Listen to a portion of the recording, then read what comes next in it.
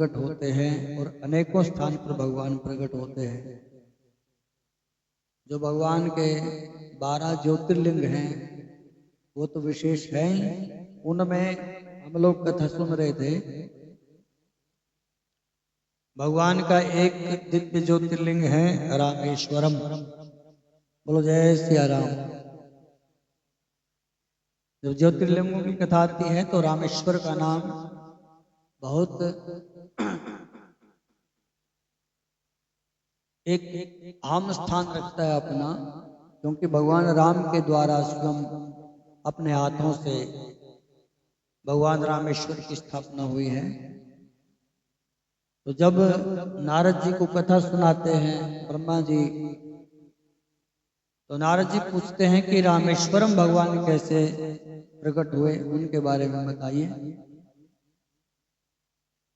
रामेश्वरम जो शब्द है उसके दो अर्थ हैं। बोलो जय सिया राम। एक अर्थ ये निकलता है रामस्य ईश्वरः, राम के ईश्वर भगवान महादेव। और एक अर्थ है कि राम ही जिसके ईश्वर हैं भगवान महादेव के। तो रामेश्वर दोनों तरफ लागू होता है। भगवान महादेव के इष्ट रामेश्वर और भगवान राम के इष्ट देव भगवान रामेश्वर।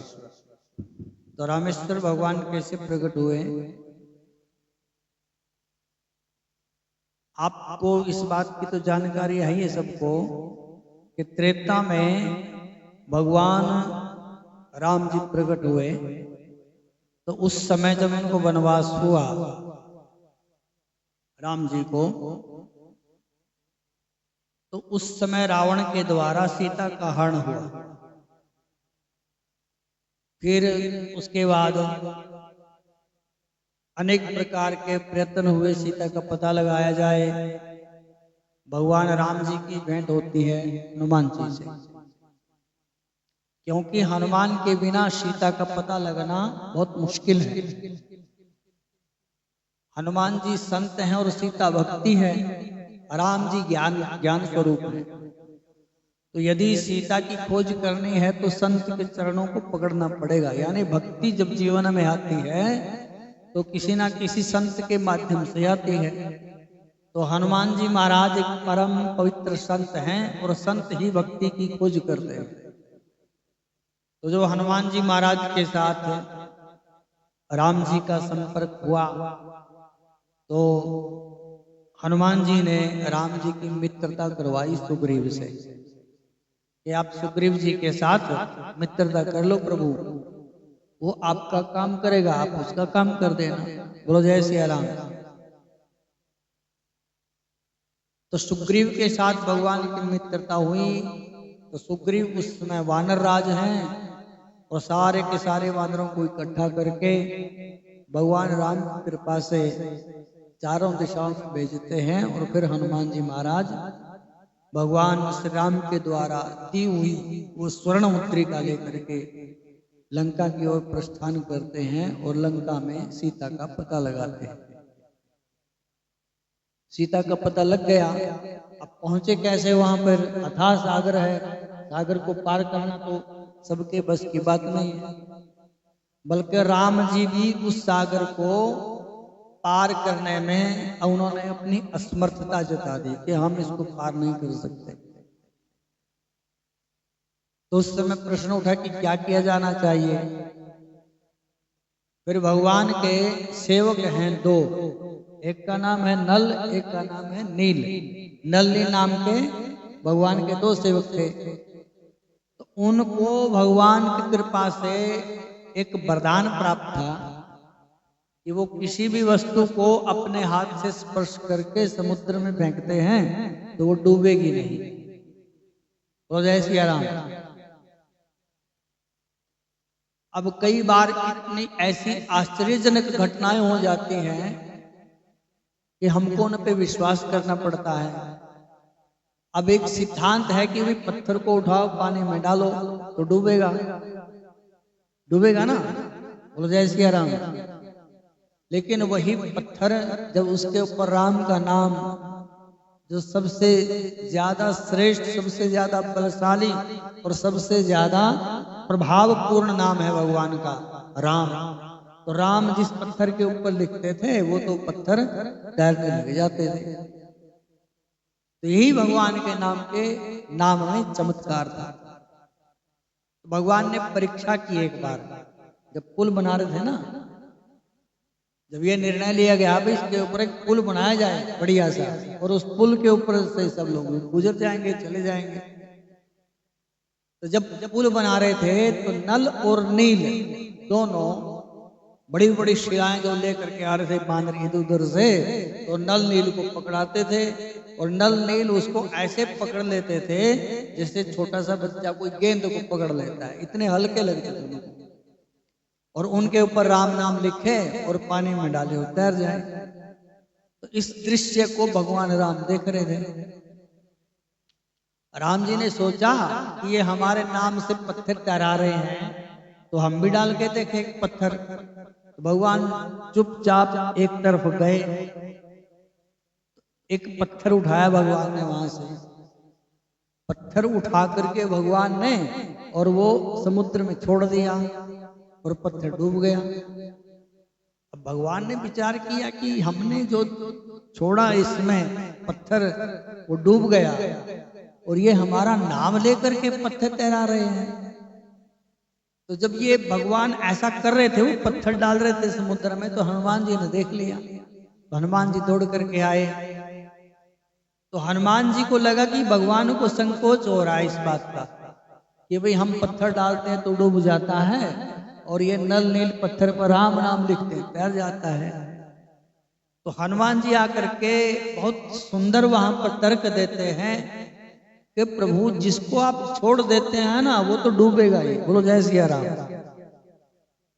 भगवान राम को कहते हैं कि हनुमान जी को लगा कि भगवान को संकोच हो रहा है, तो भगवान को कहते हैं कि प्रभु जिसको आपने पकड़ा हुआ है वो तैरेगा, और जिसको आपने छोड़ दिया है वो डूब जाएगा। ये तर्क दिया हनुमान जी ने, और भगवान राम की बात समझ में आ गई।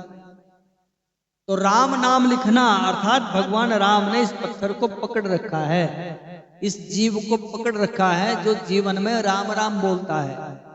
तो जीवन में जो राम राम बोलता है, राम के सहारे है, राम ने उसको पकड़ के रखा है, वो कभी डूबेगा नहीं। और जो राम राम से अलग है, जो राम राम नहीं बोलता है, तो समझ लो कि उसको भगवान ने छोड़ दिया है, और उसके डूबने में कोई आश्चर्य नहीं, वो डूबेगा ही डूबेगा। इसलिए भगवान का नाम जिस पत्थर पर लिख करके छोड़ दिया जाता था वो पत्थर तैर जाते हैं।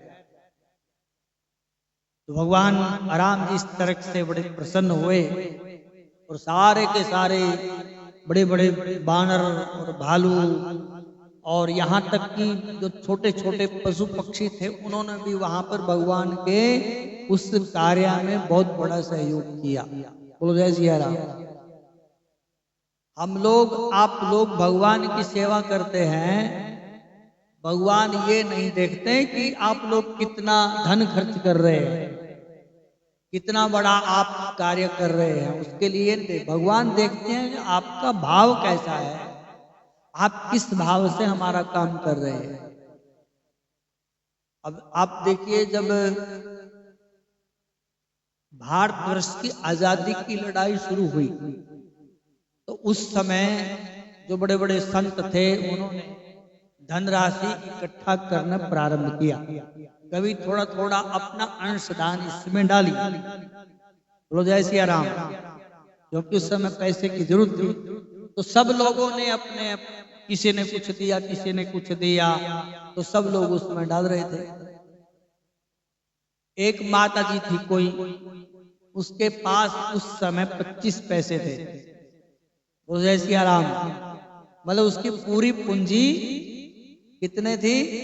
25 पैसे थी। और उसने 25 पैसे उस समय के जो कैशियर थे जमुना दास बजाज, उनका नाम बताया गया है, उसने जमुना दास बजाज जी को वो अपने 25 पैसे दिए। तो बोले तुम 25 पैसे दे रहे हो? बोले हमने तो अपना सारा कुछ दे दिया।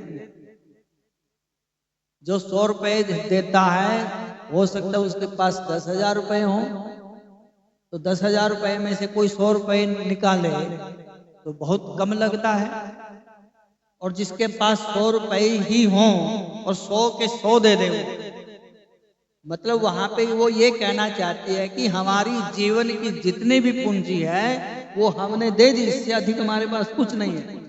तो जमुना दास बाजार ने उस माता का नाम सबसे ऊपर लिखा, इसने अपने जिंदगी की जितने भी पूंजी थी, जितने भी रुपए पैसे इकट्ठे किए थे, सर्वस्व इसने दे दिया है। बोलो जय सिया राम।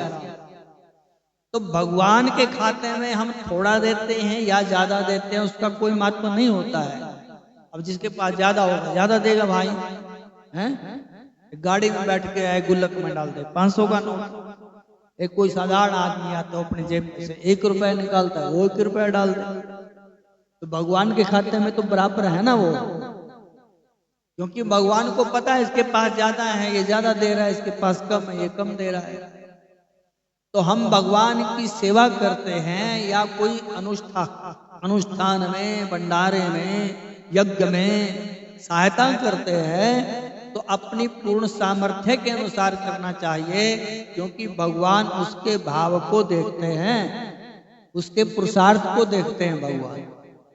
तो जब पुल बना रहे थे, एक गिलहरी वहां पे काम कर रही थी। बोलो जय सिया राम। गिलहरी समझ गए हैं? काटो बोलते हैं जिसको, बोलो जय सिया राम। गालड़ भी बोलते हैं उसको। तो वो भी काम कर रही थी वहां पे। तो भगवान राम की दृष्टि सबके ऊपर थी, सबको देखते थे भगवान। तो वो जो गिलहरी थी वो समुद्र में अपने शरीर को गीला करती थी। शरीर को गीला करने के बाद फिर वहां पर थोड़ा बहुत रेत होता था, फिर रेत में अपने शरीर को लोट पोट करती, फिर उसके शरीर के ऊपर जो रेत के कण चिपक जाते थे उन रेत के कणों को लेकर के पुल के ऊपर आती थी, और पुल के ऊपर आकर के अपने शरीर को वो ऐसे झाड़ती थी, और सारे का सारा रेत पुल के ऊपर गिर जाता था। अब वो वही करती रही सारा दिन, फिर पानी में जाए, शरीर को गीला करे, रेत के कण में लौटे, फिर आकर के पुल के ऊपर झाड़े। तो भगवान राम ने उसको बुलाया कि इधर आओ। तो भगवान के पास पहुंच गई वो, भगवान के चरणों में प्रणाम किया। हाँ प्रभु। बोले क्या कर रहे हो? तो बोले जैसे सब लोग अपना काम कर रहे हैं, आप पुल बना रहे हैं ना, इसमें सब लोग सहयोग कर रहे हैं, तो हम भी लगे हुए हैं आपके सहयोग में। अब भगवान राम कहते हैं कि ये कैसा सहयोग है भाई, क्या कर रहे हो तुम? तो कहती है कि प्रभु देखो हम बड़ा टोकरा या तसला तो उठा नहीं सकते, दब के मर जाएंगे, तो हमारे पास जितनी सामर्थ्य है कि उसके अनुसार काम कर रहे हैं। हम पानी में जाते हैं, हमारा शरीर थोड़ा गीला हो जाता है, गीले शरीर में कुछ बालू जो रेत के कण वो चिपक जाते हैं, और इनको आकर के हम आपके जो ये पुल बन रहा है इसके ऊपर झाड़ देते हैं। और जो इसमें ये ऊंचा नीचा है ना, तो हम रेत डाल रहे हैं, रेत से ये फिर समतल हो जाएगा, बराबर हो जाएगा, आपको चलने में कोई दिक्कत नहीं होगी। तो भगवान को उनका ये जो भाव था बहुत बढ़िया लगा। तो भगवान ने उसको अपनी गोद में बिठाया, गिलहरी को गोद में बिठा करके भगवान ने और गिलहरी को ऐसे अपने हाथ से आशीर्वाद दिया। और आप देखते हैं तो उसके शरीर के ऊपर 3 लकीरें बनी होती है ना, 3 लकीरें। तो उन लकीरों को देख करके आपको राम की याद आनी चाहिए। ये जो 3 लकीरें हैं भगवान के हाथ के द्वारा बनी हुई रेखाएं हैं। बोलो जय सिया राम। तो भगवान राम बड़े प्रसन्न हुए और उसको खूब आशीर्वाद दिया, और भगवान की निशानी उनके शरीर के ऊपर छप गई। तो हम कोई भी भगवान का काम करते हैं तो उसमें हम कम देते हैं, ज्यादा देते हैं, उसका कोई महत्व नहीं होता है। किस भाव से भगवान का काम कर रहे हैं, किस भाव से भगवान की पूजा करते हैं, तो वो बहुत बड़े महत्व की बात होती है। तो जब नल और नील ये पत्थर के ऊपर राम राम लिख करके डाल रहे थे पानी में, तो सारे के सारे पत्थर तैरने लग जाते थे। बोलो जय सिया राम। तो उसमें साधक लिखते हैं कि जिस सागर को बिना सेतु के लांग सके ना राम, और कूद गए हनुमान उसी को लेके राम का नाम, अंत में निकला ये परिणाम, राम से बड़ा राम का नाम।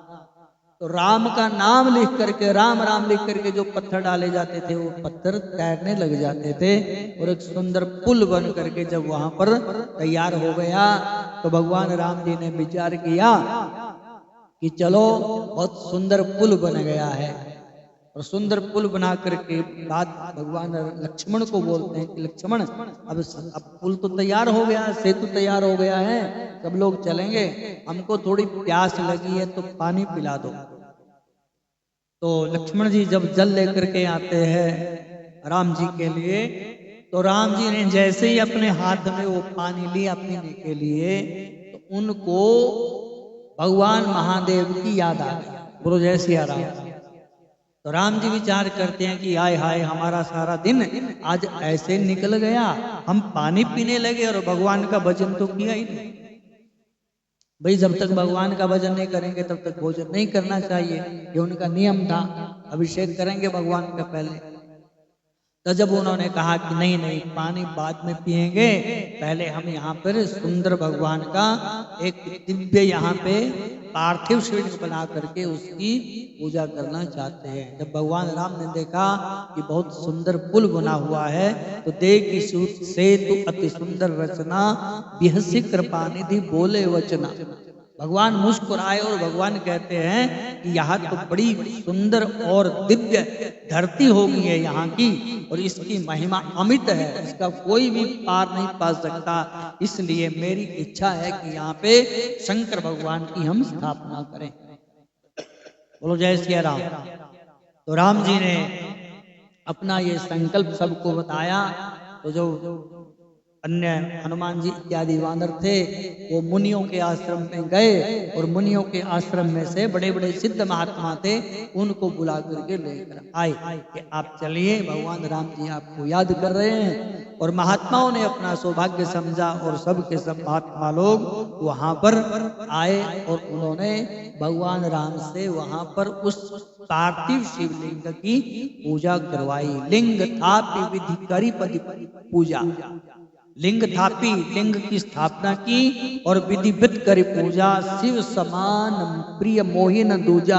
भगवान कहते हैं कि शंकर भगवान के बिना इनसे ज्यादा मुझे कोई प्रिय नहीं है, इसलिए यहाँ पर हमने शंकर भगवान की पूजा स्थापना की है।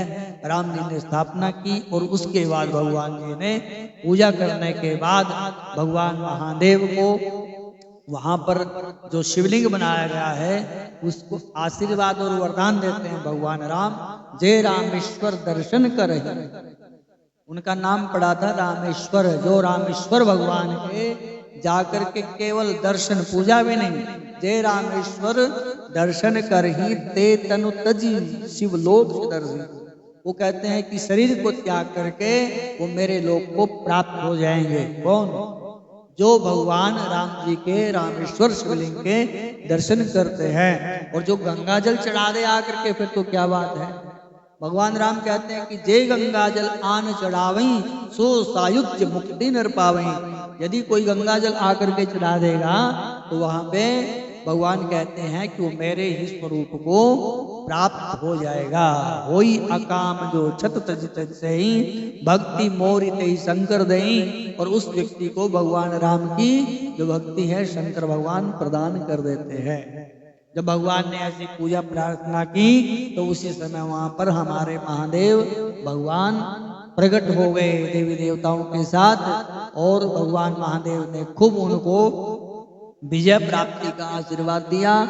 और इस प्रकार से शंकर भगवान वहां पर रामेश्वरम ज्योतिर्लिंग के रूप में स्थित हो गए। बोलो जय सिया राम। बोलो शंकर भगवान की जय। भगवान ने, राम ने इस प्रकार से रामेश्वरम जो ज्योतिर्लिंग है उनकी स्थापना की थी। तो जो भगवान महादेव की ये कथा सुनता है और जाकर के भगवान के दर्शन करता है तो भगवान महादेव उसके ऊपर प्रसन्न हो जाते हैं, और भगवान राम की भक्ति उनको प्राप्त होती है। बोलो शंकर भगवान की, रामेश्वरम भगवान की।